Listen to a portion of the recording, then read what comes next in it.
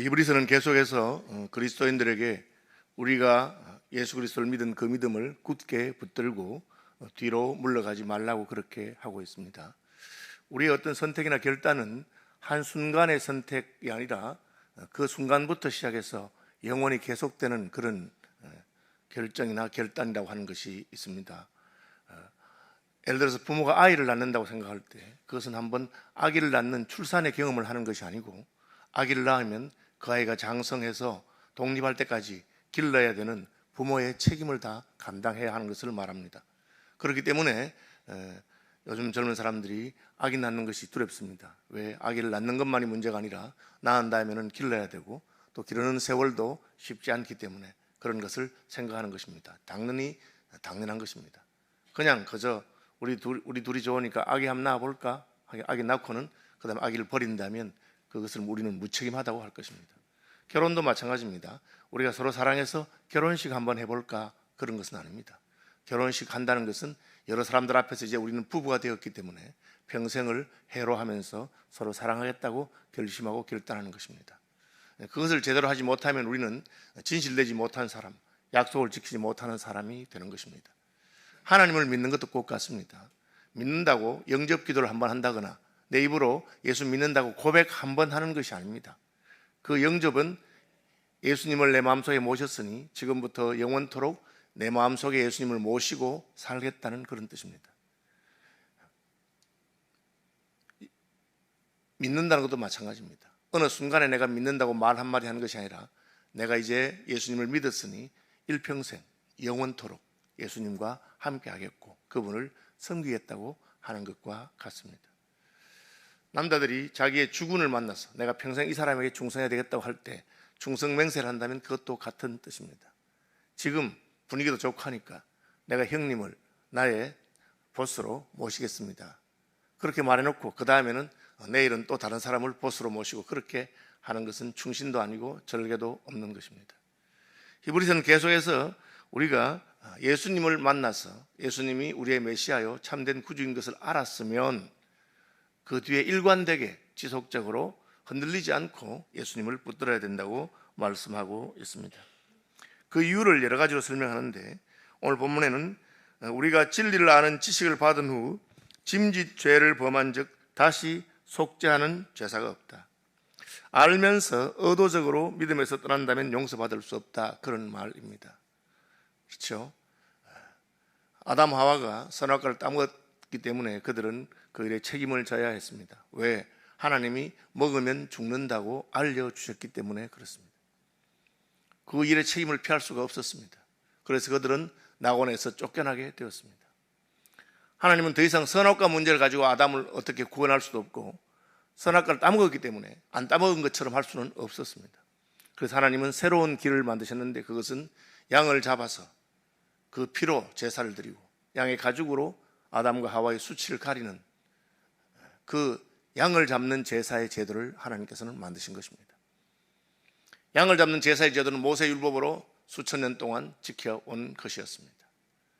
그 제도는 1년간 유효한 것입니다.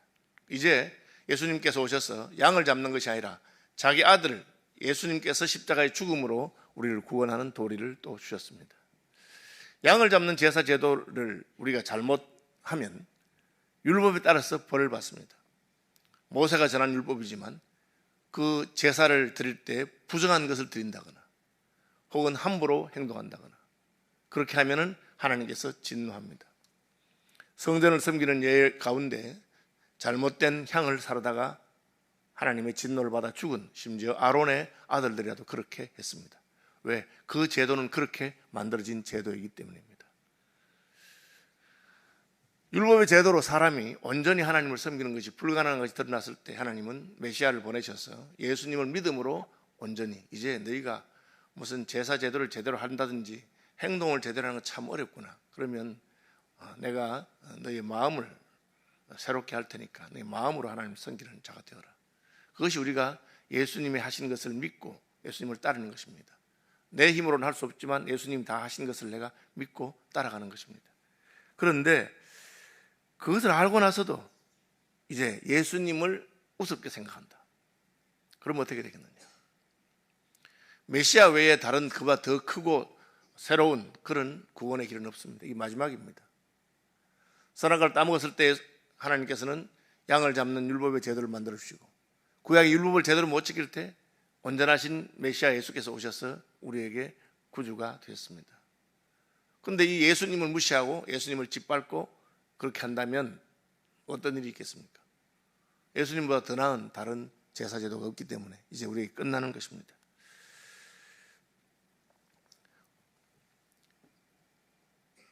우리가 진리를 아는 지식을 받은 후 짐짓 죄를 범한다.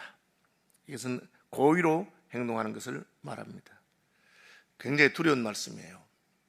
왜냐하면 우리의 행동에는 의도가 다 따르기 때문에 내가 한 것이 이게 고의로 하는 죄인가, 그래서 다시는 하나님 앞에서 용서받지 못할 것인가, 참 신학자들도 어려운 해석이고 그렇습니다. 분명한 것은 고의로 결정했을 때 하나님의 은혜가 떠나면 다시는 내가 회개하는 마음이 안 생기고 다시는 하나님께로 돌아올 마음이 안 생긴다는 것입니다. 그러면 그때는 심판받을 수밖에 없습니다. 내가 말씀을 알면서도 같은 죄를 지을 수도 있고 범죄할 수 있습니다. 그런데 하나님 앞에 서면 두려운 마음이 생기고 내가 큰일 났구나, 나 이러면 안 되는데 하나님께 돌아가야 되겠다, 하나님 내 죄를 사해 주십시오 한다면 아직 하나님의 긍휼이 남아있다고 저는 생각합니다. 다시 회개할 길을 얻지 못한다, 다시 속죄하는 제사가 없다 할 때 이것은 더 이상 우리의 마음이 냉랭해져서 양심에 화인을 맞은 자처럼, 전에는 믿음이 좋은 사람 같아 보였는데, 하나님을 섬기는 사람 같아 보였는데 하나님도 부인하고 예수님도 부인하고, 슬프게도 목회라는 분들 가운데 평생을 교회에서 열심히 교회 생활했는데 죽을 때가 되어서 하나님을 원망하면서 내가 평생 예수 믿었는데 하나님 나한테 잘해준 게 뭐 있어요 하고 원망하면서 죽는 사람들이 혹 있다고 합니다.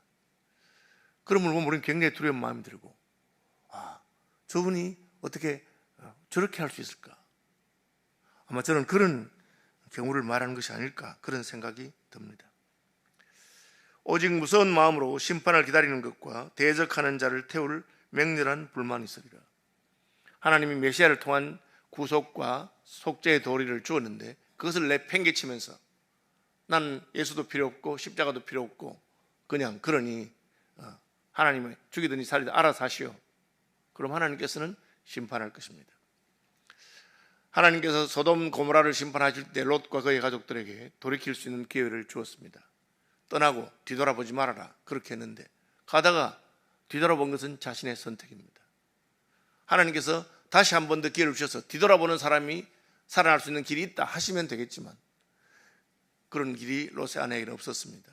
우리에게도 마찬가지입니다. 하나님이 예수의 피를 믿고 예수님만 믿으라 했는데 예수를 믿으라 했는데도 안 믿고 지멋대로 간 사람에게, 예수 안 믿은 사람에게는 다른 제3의 길이 있다 하신다면 우리는 그 길을 택할 것입니다. 그런데 그 길이 없습니다. 그만합니다. 예수님의 속죄제사와 예수님의 구원은 마지막이다. 이외에 다른 방법이 없다.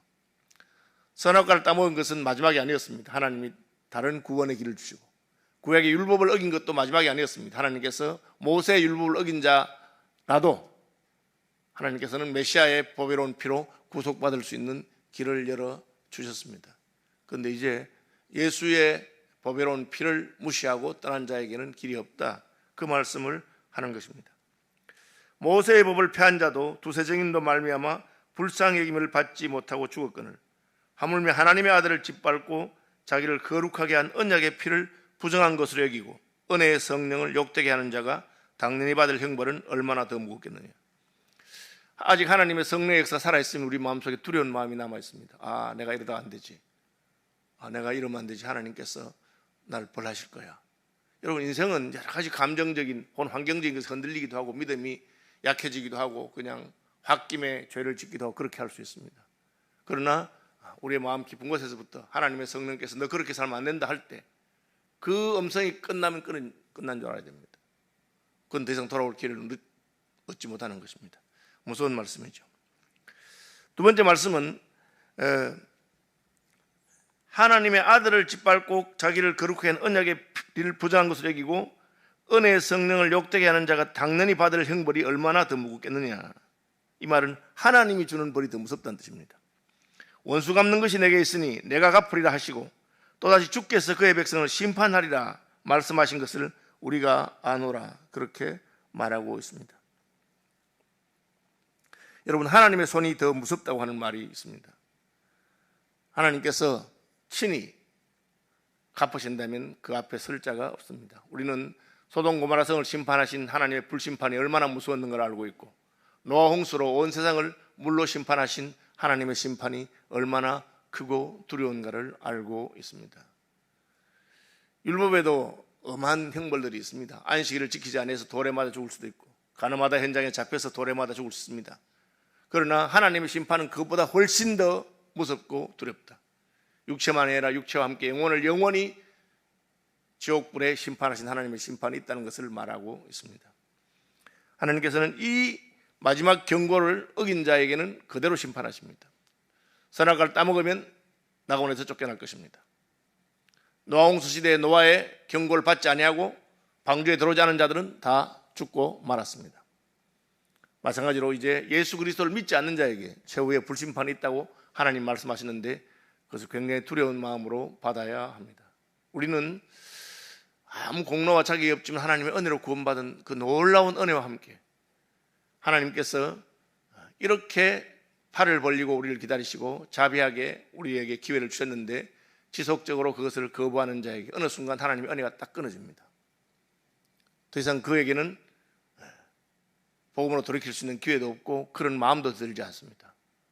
그는 마치 하나님이 없는 것처럼 자기 멋대로 방자하게 행동합니다. 그러다가 양심의 화인을 맞은 자처럼 되어 마침내는 하나님의 심판에 직면하게 됩니다. 그제서야 후회하고 해도 소용이 없습니다.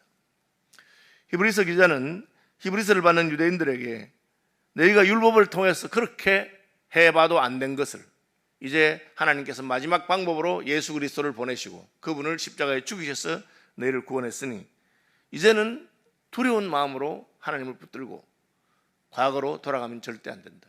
왜? 이미 그것은 실패한 방식이었기 때문에 그렇습니다. 그렇게 해서는 안 되는 것입니다. 32절, 살아계신 하나님의 손에 전날에 너희가 빛을 받은 후에 고난의 큰 싸움을 견뎌낸 것을 생각하라. 혹은 비방과 환난으로서 사람에게 구경거리가 되고 혹은 이런 형편에 있는 자들과 사귀는 자가 되었으니 너희가 갇힌 자를 동정하고 너희 소유를 빼앗기는 것도 기쁘게 당한 것은 더 낫고 영구한 소유가 있는 줄 압니다. 이 말은 너희가 믿음이 없지 않지 않느냐, 너희가 믿음을 지키기 위해서 핍박도 받았고, 우리 교단을 향해서 말한다면 고신교단이 어떤 교단이냐, 신사참배 반대한다고 옥에 갇히고 순교한 교단이 아니었느냐, 너희가 주일 지키기 위해서 얼마나 친척들에게 구박도 받고 또 다른 사람들에게 비난도 받고 손가락도 받지 않았느냐, 또한 함께 믿음을 지키던 형제 자매들을 위해서 너희가 얼마나 서로 사랑하고 돕고 했느냐. 그 말은 우리의 믿음에 분명한 헌신과 충성이 있었다는 것을 말합니다. 그런 사람들에게 이런 경고를 하는 것을 우리는 두렵게 생각해야 됩니다. 새벽에 나오는 분들은 새벽에 잠을 깨우고 기도하면서 하나님께 나간 분들입니다.